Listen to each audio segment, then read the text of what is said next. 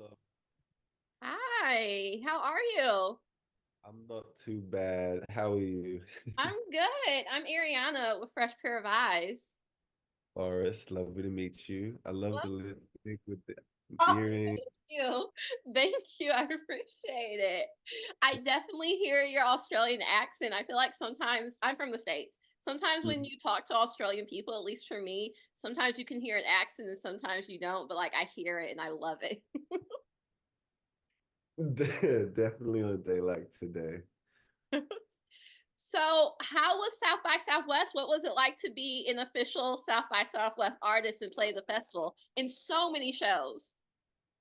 Yeah, it was amazing. It really was. It feels like a million years ago already. Um uh it was really like I think with things like that because it's so back to back to back. Like it'll probably take a while to like really sink in. Mhm. But um I just feel super grateful for everyone being there. Like we weren't sure, like I say we, me and my band and the team really like weren't sure what to expect coming in just because there are so many artists, there's so many people trying to cut through and do something. Um and so I feel like, to have the sort of support that we had at all the various shows and the different capacities. There was definitely, I feel like we had every type of show. Would you say, well, how would you say that like United States audiences are different from Australia and like other places that you have performed? Hmm. So I feel like there is the potential with US audiences. Like we had this one show at Aviator Nation, which is a clothing store. um and we it was done in interesting fashion, like the scheduling, everything, of course, but so we were on after pretty intense DJ. Um, they've been doing it for a while. People had gotten pretty tired, and there was free drinks, and everyone kind of filtered to the back of the room. Um, and so then we get up, and not the biggest crowd, if I'm being completely honest. But the few people that kind of like filtered down like suddenly got really into it. And then they were kind of in their own world and they were just sort of having their own little party. And I feel like maybe Australian audiences just a bit more shy sometimes. And I was like comfortable to like really, I mean, it depends how many like drinks slash drugs I mean, but that was a really beautiful thing. I feel like honestly, there maybe aren't too many differences, and I think that that has been a really, really bright spot to be able to find that and realize that even though coming to a different demographic and entirely different people, um, to see that the music can still connect with people, on first listen like that was really special. Yeah, it's funny, and I feel like it's difficult to play like a festival circuit because it's not like people knew they were going to see you. It like a lot of times they stumble upon you, and even for me, how I discovered your music was since I was doing press by Southwest. I just got a ton of emails of music, and I'm like, I have like 10 seconds to listen to each song, and I heard yours. And I was just like, I've only interviewed like two people. Like it was very, because I only have so much time. I was just like, this is so calming. I get it. Like I connect with it. It's like psychedelic, but not psychedelic in the sense of like it feels like a vibe and a connection. Like I very much loved it. So when you were talking about people discovering music, like I very much just like randomly discovered you from an email. That is, so can we take a second for that? Because I mean, like, from an artist side, it's fucking crazy because there's just like you're like go here, go here. Oh, now there's a request to do the now you gotta do it. And I'm like, I'm so tired.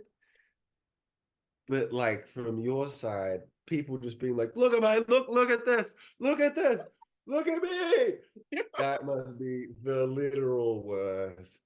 So It many emails. It's always interesting because it's a good and bad thing. I feel like nowadays, compared to Mm, let's say even 10, 15 years ago, it was a bit harder to have music distributed. And hmm. now there's so much music distributed that I feel like, as someone who does this for a living, but also just a person in general, it's hard to find music you like, or it just doesn't Yeah. sound like everything else. Because I remember that they sound kind of like Frank Ocean, and I was like, Oh, it's okay. I'm very aware that people are saying he. yeah, and I was like, uh, like if you don't know music, like if you listen to three artists in your life, sure, out of these three, but it's definitely this own vibe, and I liked it. And it's funny, the other person I talked to Mm, is from Montreal. I was like, I really need to get into international cool. music more because like this is where it's at. It's not, no offense to United States, but it's not Oh like no. generic, and it's not like, what I also love about new coming artists is that like I don't know your entire backstory or any drama or something you're trying to put on. Like it is literally your music and your point of view, which I love. Oh, I'm so glad to know that that happened. Thank you. Which song can I ask? What did you say? Can I ask which song you heard? I listened to Kobe B first, Ooh, which I love, which connects to so many other questions because your first government name, your first name is Kobe. And yeah. I remember reading like the description of the song was about you coming to terms with being gender non-binary. Could you talk a bit more about the song and even your stage name as well? Yeah, of course. Um, so yeah, it's the first song that I've written about being non-binary. I wrote it last year, kind of towards the end of the year.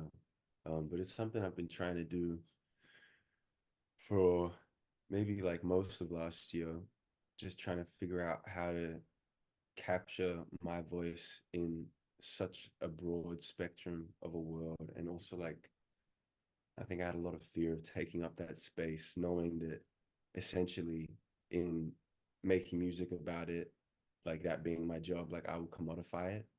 Um, so I had a lot of like anxiety around taking up that space incorrectly or inauthentically. So I wanted to spend a lot of time trying to make sure that I captured my exact experience of what it feels like to go through that sort of shift, um, really emotionally, and what that feels like in my body. And so I was given this idea as I was kind of spiraling around this concept of non-binariness. That if men are from Mars and women are from Venus, then all the non-binary people could be from Jupiter. And it gave me like this focal point of like where to direct that energy and where to create the story from.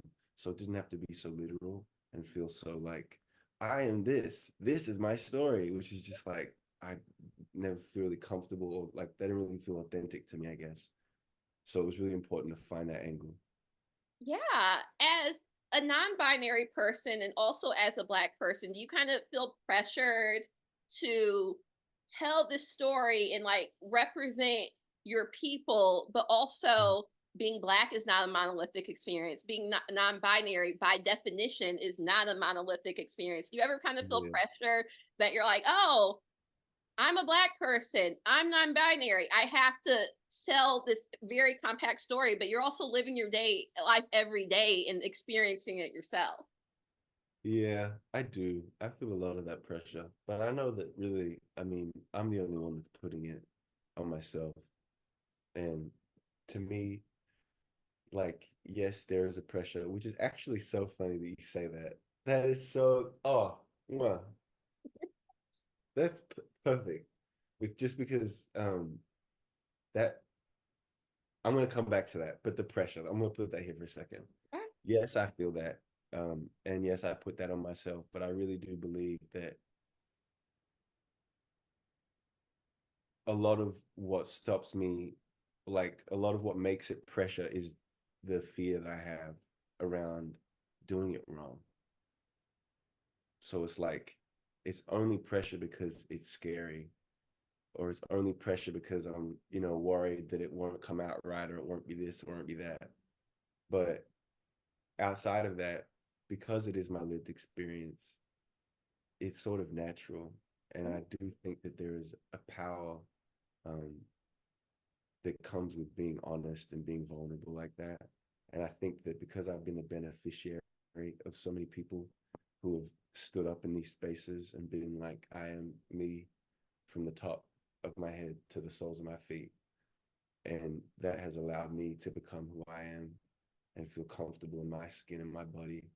Um, then I definitely feel that responsibility, which, to be fair, all that pressure and all that weight is exactly what gold is, which is like this next single that's coming out. So like that's literally that's the entire thing.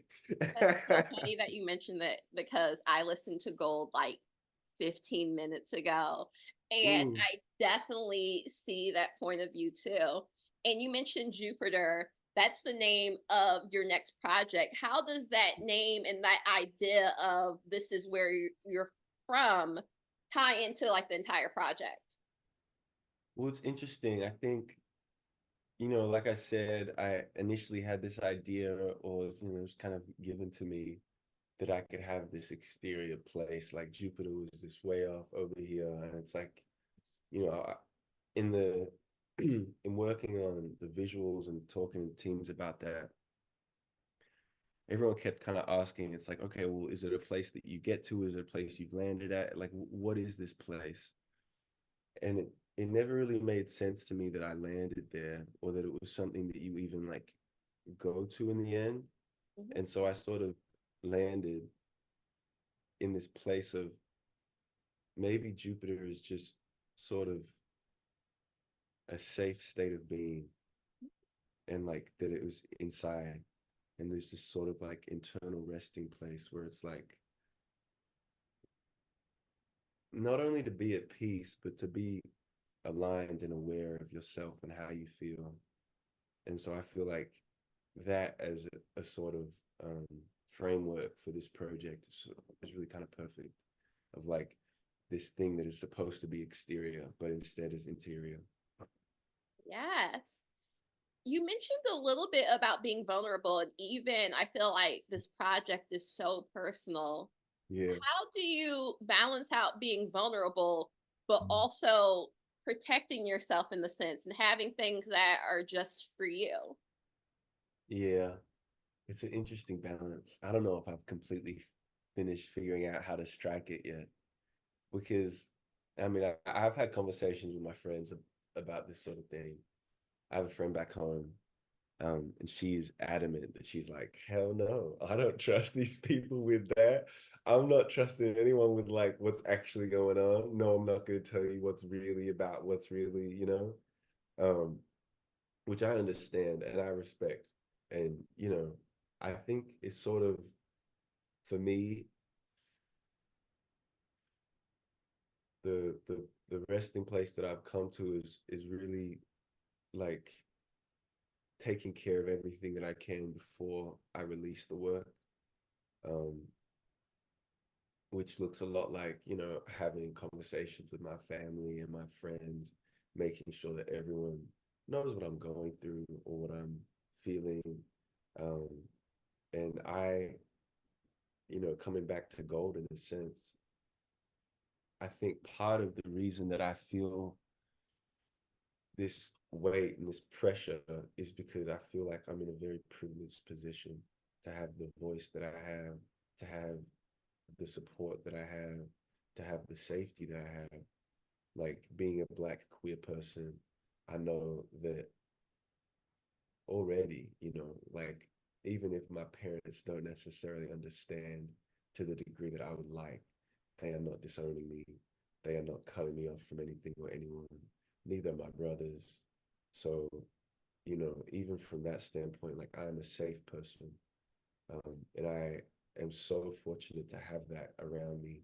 I feel like it's only right to sort of use that safety as a place to speak from, because a lot of other people, I know a lot of other people don't have that. I have friends that don't have that. Um, And so I think it's important to be able, yeah, to just like take that place of safety and use it instead of just kind of sitting there being like, oh, isn't it so nice that I have this for me? Yeah, that actually literally made me tear up. And I've only cried once in one other interview. But yeah, that made me tear up. That's so sweet. In your everyday life, do you go by Forrest or do you go by Kobe? I go by Kobe in the day All to right. day. So you can definitely, in that sense, you can kind of still have that level of separation. Yeah, I mean, as far as like the separation, sorry, I kind of got distracted with the question. Um, as far as how to keep things separate, I find that the more I can put into my music of myself, Keep going. I'm um, emotional. I feel it. I feel it. The more that I can put into my music of myself, in some ways, almost the safer I feel, because I think a lot of what is scary about putting out music, especially being vulnerable, is just knowing that people are going to judge it in some capacity or other. But when I know that what I'm writing about is true and is my actual experiences, it feels like sort of like armor or like a protective barrier because it's like, even if you don't like it, and that's totally fine. People cannot like it. Oh my God.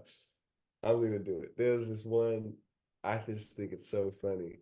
There was this one show, I think it was our second show at South by, and the crowd was decent. It was cool. We played our first three songs, and then we came to Cody Beef.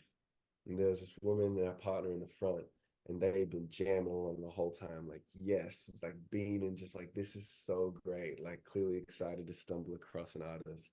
And then I mentioned being non-binary in Kobe's Beef. And her face just dropped.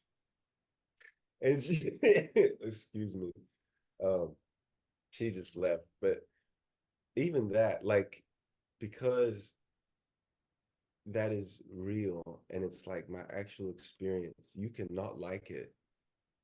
And I can still know that there is power and like something more than validity, but that it is like, yeah, it can't be wrong because it's true. And so I feel like, as far as creating that separation, I don't know if that's something that I will necessarily need in music.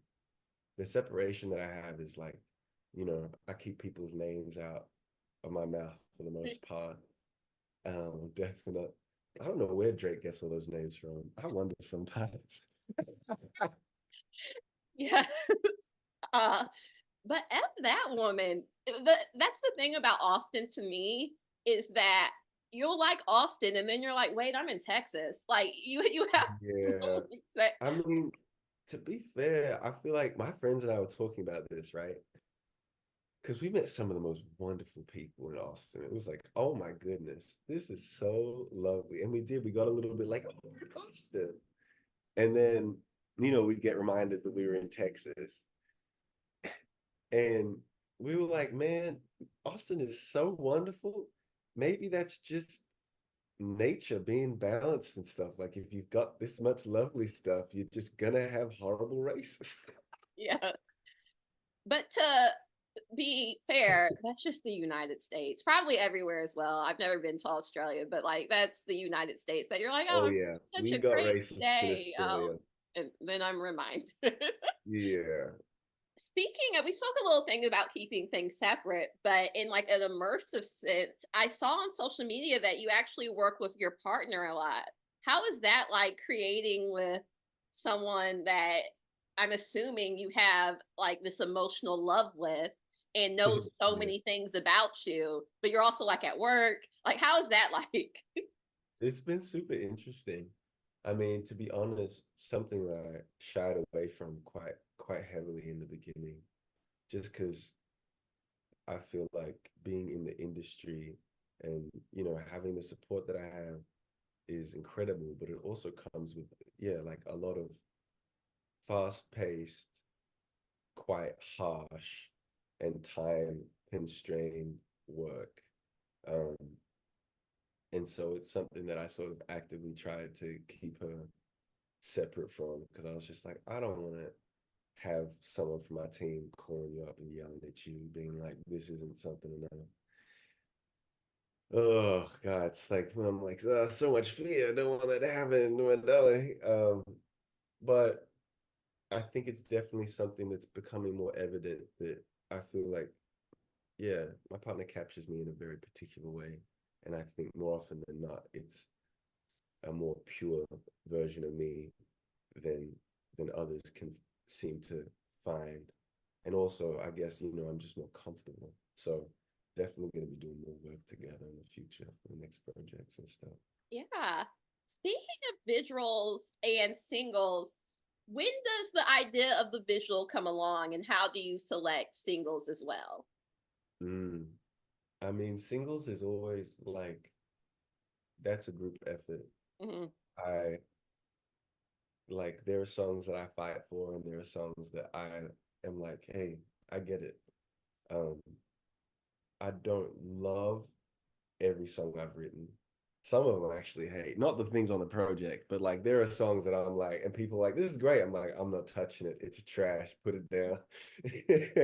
um, but as far as visuals, I mean, visuals is always a language that I'm trying to learn. I feel like it's been what, 2 years now, coming up on 2 years, and I feel like I'm starting to get the hang of it more and more, trying to, have those visual cues earlier and earlier.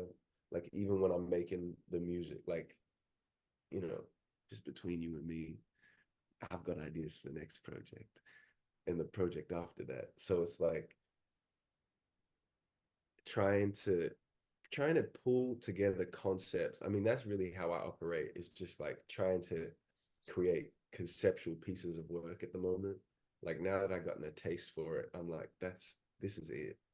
Creating conceptual pieces of work is where I want to exist. And I feel like that is helping me to inform my creative decisions visually. But I mean, for this, I think we shot, dang. D, do you remember when we shot this? Was it November? I thought it was December. It might have been December. I don't I really remember. thought so. I think that's when the schedule and everything was being sorted. So I want to say December, Okay. And November, December. yeah.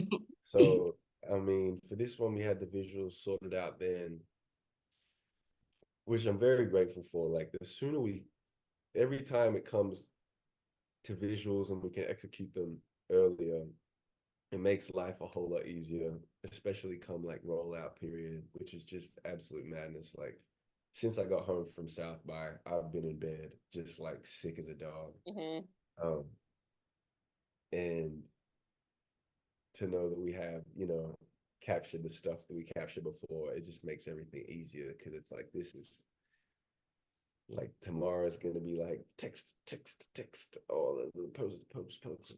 Yes. Yes, it is a huge deal that like you have the single and this project coming out that I'm Mm, super excited for. I also noticed in your visuals um that it seems like fashion is a large part of it as well. How do you kind of decide about fashion? Is it what you think about that you want to wear that day? Do you look at it as like a project by project era point of view? Like, how do you kind of approach fashion? Fashion, when it comes to the visuals of my projects, is definitely like, I see it as sort of baby era. Like, I wouldn't say I'm full, you know, with Bruno Mars, where he just like, there was just a good few years where it's like every other, like, huh, did you change your hair entirely and maybe change your jaw structure and you're wearing these suits now? Okay. Um, so I wouldn't say it's as defined as that. I'd say it's more informed with how I'm changing and growing as a person. But I definitely try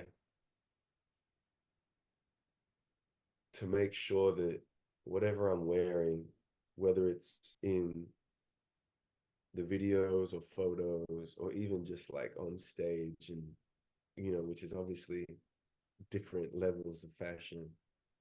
I just want to make sure that I'm comfy and feel like what I am reflecting is at least a part of me or a version of me.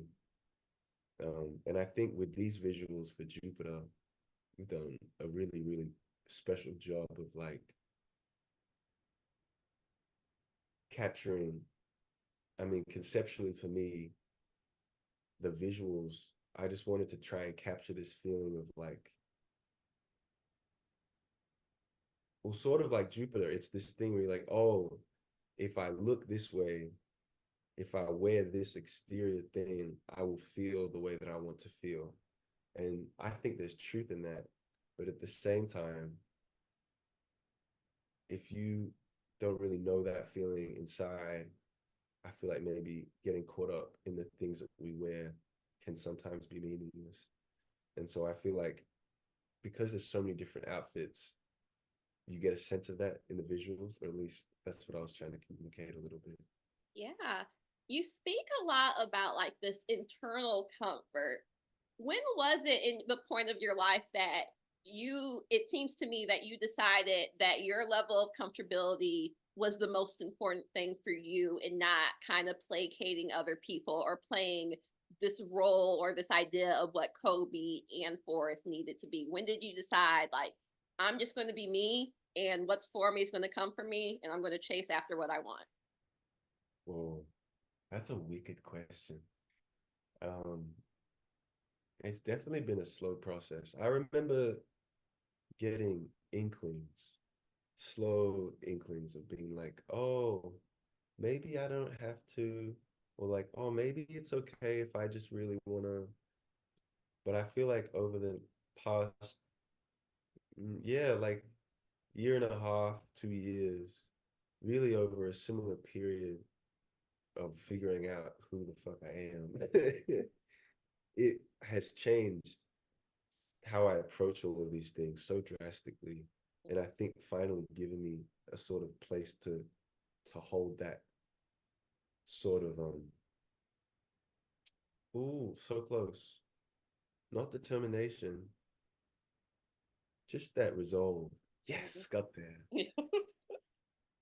The resolve and like trusting that how I feel can be correct, you know, and like that will convey what it needs to convey. You said that you have brothers. What is your kind of place in the birth order? Oh, I'm the baby. You're the baby. I'm the baby. Yeah. I was like, I feel like you might be the oldest or the middle child. Cause I was like, I wonder if, with you being yourself, if that like has influenced your brothers at all, that they're like, oh, I can be more comfortable being myself as well. But you're the baby. I'm the baby. Interesting. I think that I am who I am. Yeah. So I have two older brothers.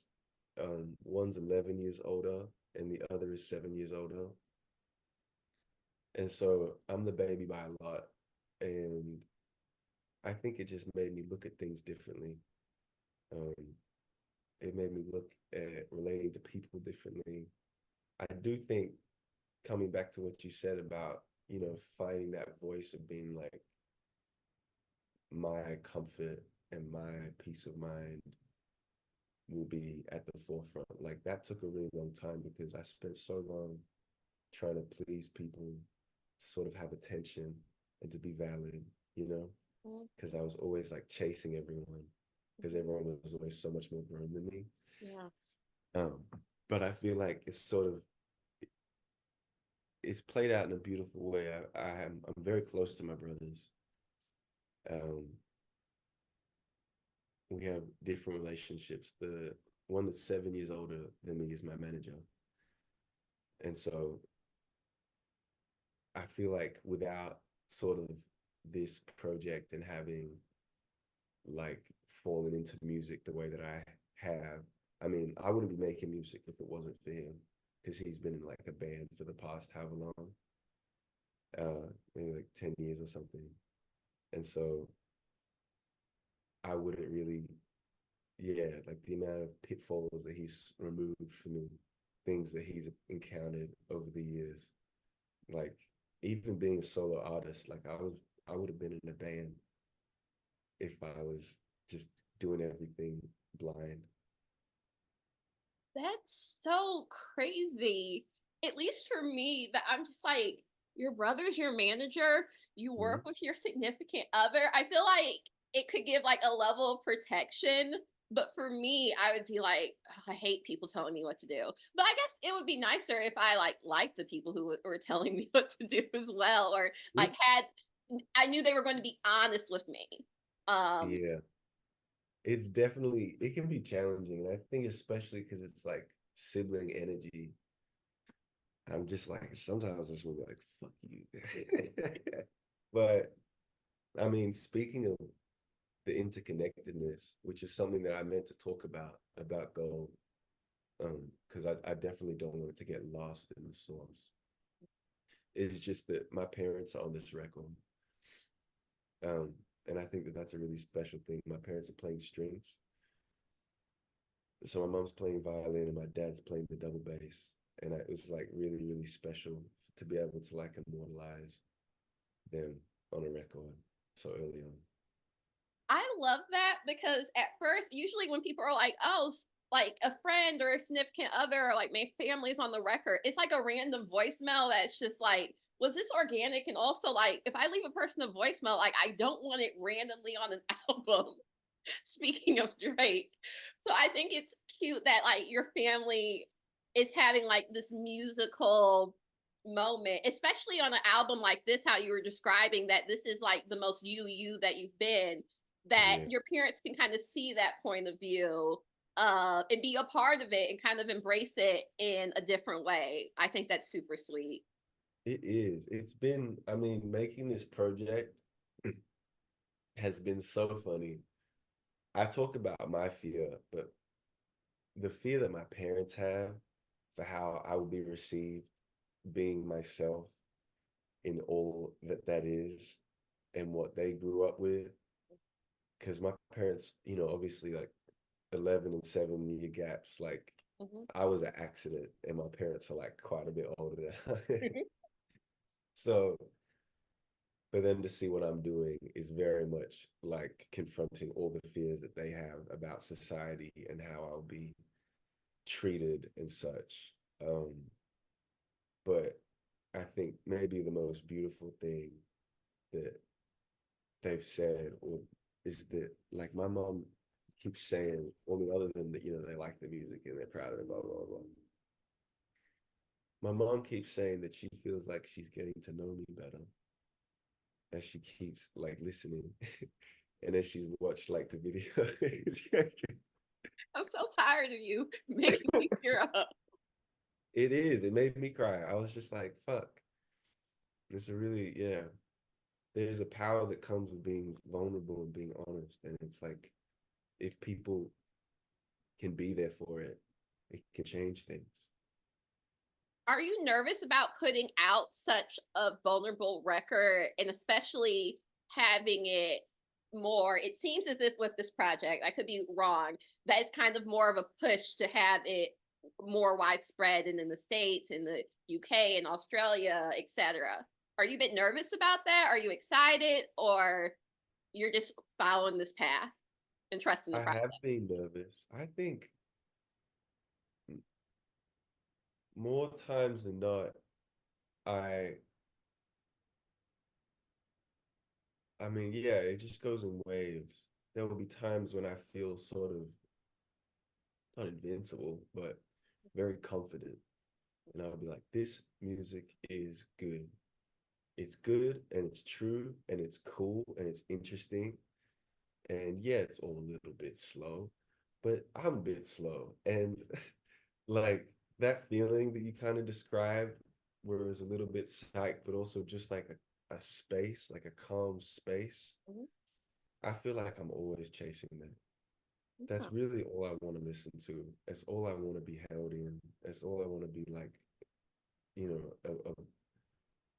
absolved in, something like that.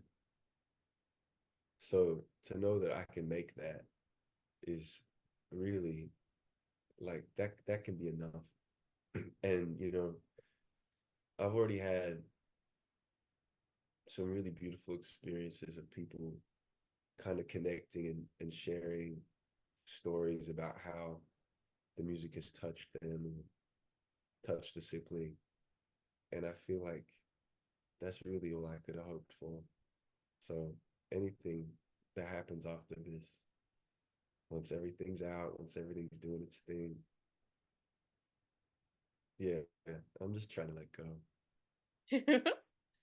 Well, it was so great to talk to you, and I genuinely want to talk to you. I want another interview with you to talk about the project once it's out and actually announced, because that's like early information. So I will I love definitely be in touch. I hope you feel better, and thank you so Thank much, you. genuinely. I'm not gassing you up. That's not my personality, to talk to you, and I'm so excited to talk to you again. I'm making it happen. It was so lovely. Done. It was like, yeah, Genuinely, Deontay, like I'm from Detroit and I'm a Sagittarius. I don't gas anyone up. I'm a Sagittarius as well. December 9th. December 10th. Ah, okay. Yeah. no, this has been so lovely. You have such insightful questions, and this is such an easy back and forth. I feel very comfortable. Oh, perfect. So I will genuinely talk to you in a couple months and feel better. Take your Thank you, time thank you, and thank you. celebrate all of this. I appreciate it. You take care. Awesome. Talk to you soon. Bye, Talk to you everyone. soon. Thank you, thank you, thank you.